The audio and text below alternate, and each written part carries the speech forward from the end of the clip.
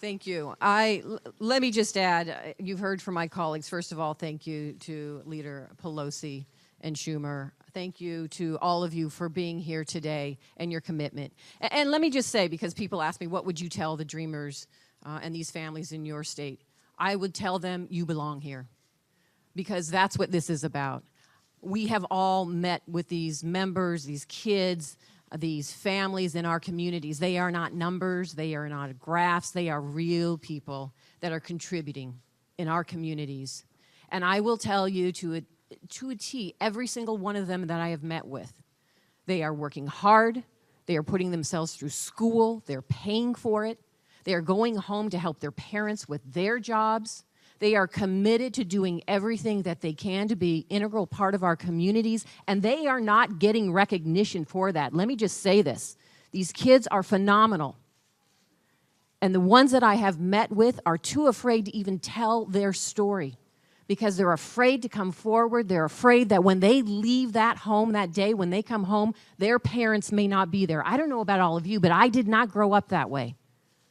And why? Why would we put kids and families in our community who go to our churches, who are in our grocery stores, who are in our schools, who are our neighbors and our friends, why would we make them live a dual life? Why would we treat them differently?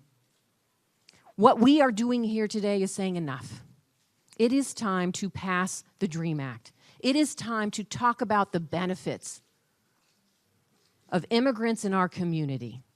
I am here today because my grandfather and great-grandfathers came to this country and had the courage to come to this country, and my story is no different than anyone else's. So why do we shut the door behind us? It is time to keep that door wide open. It's time to pass this act. And let me say one final thing, which I hear constantly.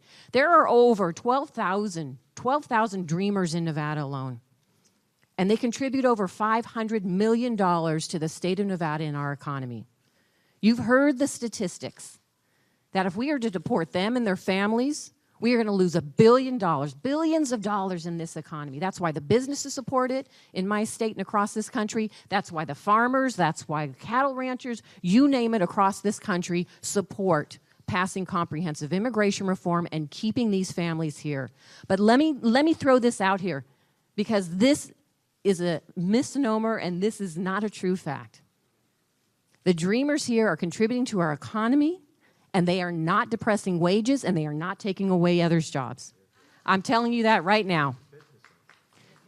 And we've got proof. In Nevada alone, not only did a Republican governor pass legislation to allow dreamers and these families to have a driver's license to get to their jobs, we passed a law to allow them to become teachers in our communities, because we know we have a teacher shortage across the country.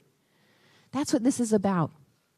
So it's time for President Trump and those men that I hear on TV to really show heart and work with us to pass the DREAM Act. It is time to stop the discrimination, the divisive rhetoric. There's no room for it in the White House. There's no room for it anywhere, and it is time to move forward.